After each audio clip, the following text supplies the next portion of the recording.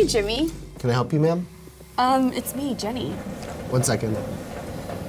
Okay. Brown hair. 8 months pregnant? Oh, it is her. Okay, copy. Hey, Jenny. How are you?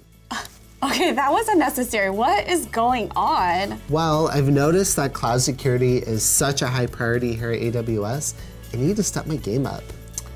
Okay, security is super important, but there's much easier ways to do it than all this.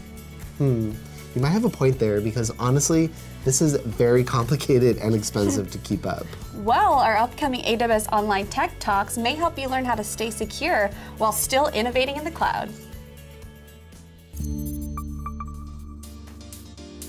This month, security is top of mind.